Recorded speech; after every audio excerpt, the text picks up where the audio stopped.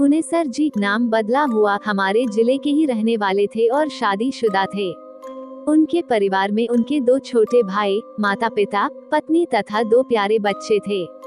हुनेसर जी कोलकाता में किसी सेठ के यहाँ ट्रक की ड्राइवरी करते थे। उन्हें ट्रक पर माल लादकर दूर दूर के शहरों में जाना पड़ता था। वे बहुत ही मेहनती थे और अपना काम पूरी जिम्मेदारी व ईमानदारी से करते थे।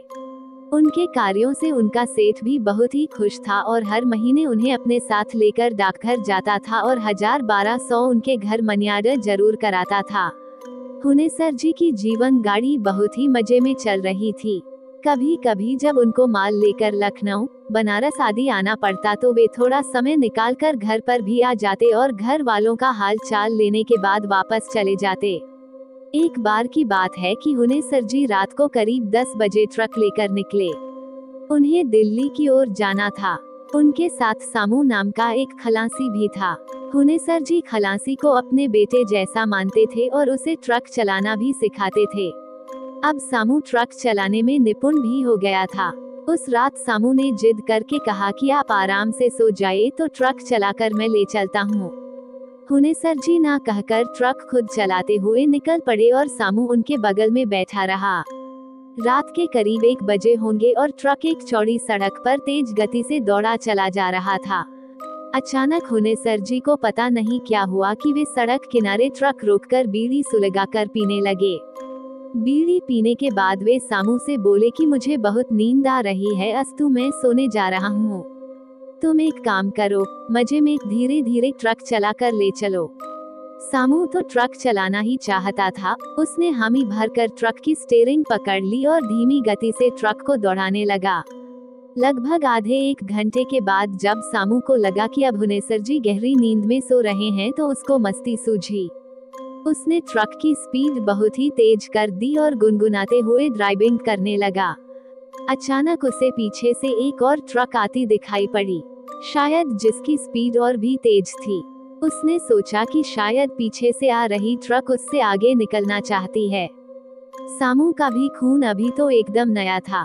वह भला ऐसा क्यों होने दे। उसने भी ट्रक का एक्सीलेटर चापते हुए ट्रक को और भी तेज दौड़ाने लगा। अरे ये क्या, उसने ट्रक की स्पीड इतनी बढ़ा दी कि ट्रक अब उसके काबू से बाहर हो गई। वो कुछ सोच पाता इससे पहले ही ट्रक सड़क छोड़कर उतर गई और एक पेड़ से टकराकर पूरी तरह से नष्ट हो गई। इस दुर्घटना में हुनेसर जी तो प्रभु को प्यारे हो गए, पर सामू बच गया। उसे कुछ ट्रक चालकों ने पास के अस्पताल में भर्ती कराकर उसके सेठ को सूचना भिजवा दी थी। सामू 4-5 दिन अस्पताल में पड़ा रहा। उसे अपनी गलती पर बहुत ही पछतावा हो रहा था। उसकी एक गलती से उसके पिता समान हुनेसर जी को अपनी जान गंवानी पड़ी थी।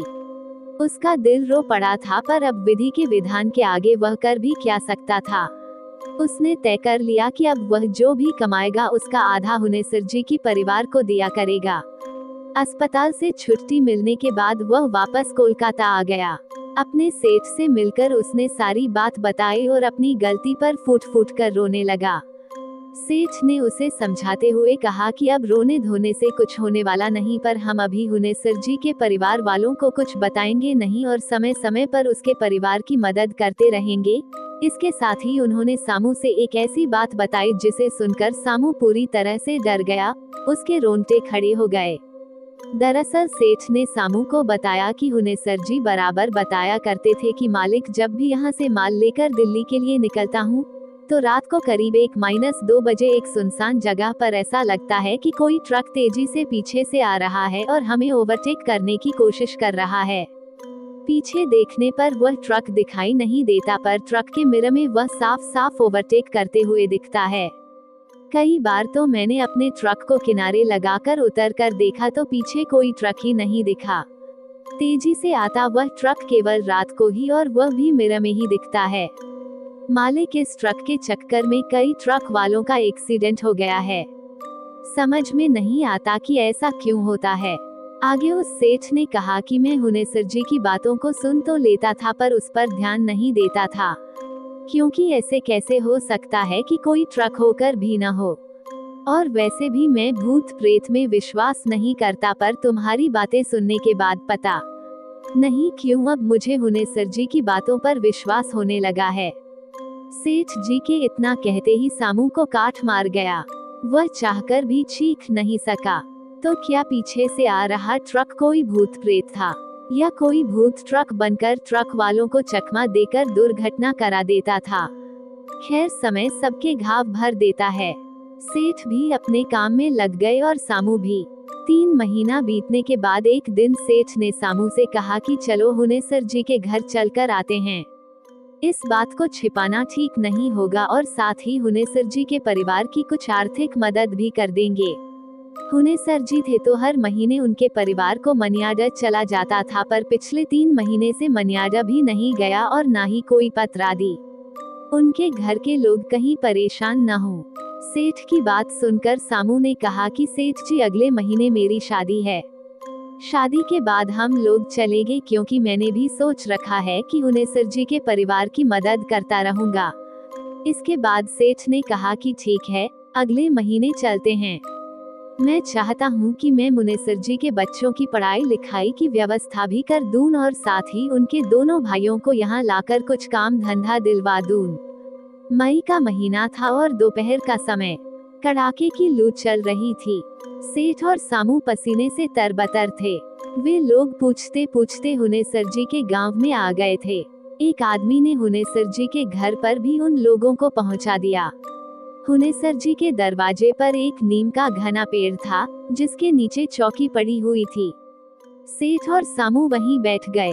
उन लोगों ने हुनेसर जी के परिवार के लिए साड़ी, कपड़ा, मिठाई आदि जो लेकर आए थे, घर में भिजवा दिए।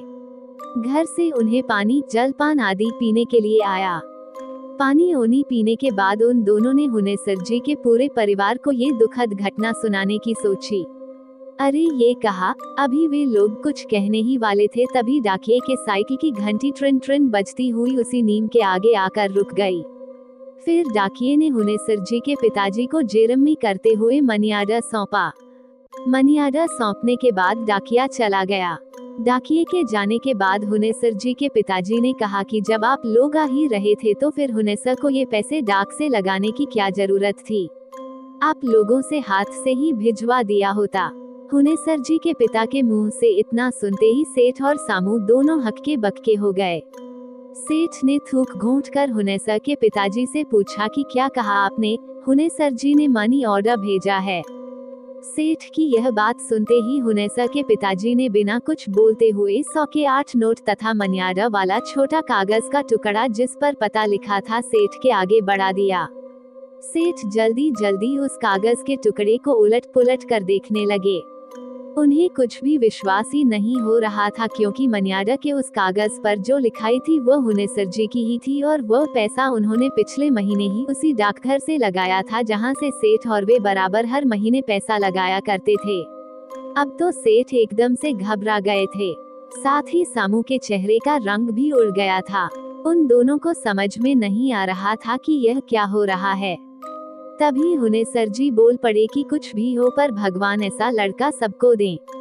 हम लोगों की बहुत ही सुध रखता है और हर महीने थोड़ा कम या ज्यादा मनी ऑर्डर जरूर कर देता है। इतना सुनते ही सामू बोल पड़ा कि काका, क्या पिछले महीने भी हुनेसर जी ने मनी ऑर्डर किया था? हाँ कहते हुए हुनेसर जी के पिताजी ने कहा कि अरे भाई, हाँ, पिछले महीने तो उसने 12 रुपए भेजे थे। इतना सब सुनने के बाद आप लोग खुद ही सोच लीजिए कि सेठ और सामू किस परिस्थिति में होंगे। अचानक सामू अपने आप को रोक न सका और फफक कर रो पड़ा। सेठ से रहा न गया और वे सामू को चुप कराते हुए खुद भी रुआंसू हो गए। हुनेसर जी के परिवार वालों को कुछ भी समझ में नहीं आ रहा था कि आखिर अचानक ये दोनों रोने क्यों लगे। अब उस नीम के नीचे गांव के अन्य लोग भी एकत्र हो गए थे। सेठ ने थोड़ी हिम्मत करके सारी बात कह डाली। ये बात सुनते ही वहां खड़े लोगों विशेषकर महिलाओं में रोवन पीटन शुरू हो गया, पर अभी भी हुनेसर जी के घर वाले यह मानने को तैयार नहीं थे कि पिछले 4 महीनों से हुनेसर जी नहीं है। अगर हुनेसर जी नहीं है तो इन 4 महीनों में जो 3 बार मनी ऑर्डर आए हैं वो किसने भेजा है? हैंडराइटिंग तो मुनेसर की ही है। अरे इतना ही नहीं, 2 महीने पहले उसका एक पत्र भी मिला था जिसमें उसने लिखा था कि बाबूजी कुछ जरूरी काम आ जाने के कारण 1 साल तक मैं घर नहीं आ सकता, पर मनियाडा बराबर भेजता रहूंगा। काफी कुछ सांत्वना के बाद हुनेसर जी के दुर्घटना की पुलिस द्वारा ली गई कुछ तस्वीरों और डॉक्टर की रिपोर्ट के बाद अंततः हुनेसर जी के घर वाले माने कि अब हुनेसर जी नहीं रहे, पर वह भी पूरी तरह से नहीं। गांव वालों और कुछ हितनाथ के कहने सुनने के बाद हुनेसर जी की अंतिम क्रिया संपन्न की गई। सारे कर्म विधिवत संपादित किए गए। इसके बाद हुनेसर जी के दोनों भाई सेठ के पास कोलकाता चले गए। सेठ ने उन्हें एक कारखाने में अच्छे वेतन पर नौकरी दिलवा दी। इसके साथ ही सेठ हर महीने हुनेसर जी के परिवार के लिए कुछ पैसे मनियाडा करता रहा। खैर जो भी, पर अभी भी सामू को यकीन नहीं कि उसका पीछा करने वाला ट्रक कोई भूत चला रहा था और मरने के बाद भी हुनेसर जी अपने परिवार को मनियाडा करते रहे। खैर अब हुनेसर जी के परिवार को पूरी तरह यकीन हो गया है कि अब हुनेसर जी इस दुनिया में नहीं है, क्योंकि अब उनका पत्र मनियाडा आदि भी नहीं आता और इस घटना को भी तो काफी समय हो गए।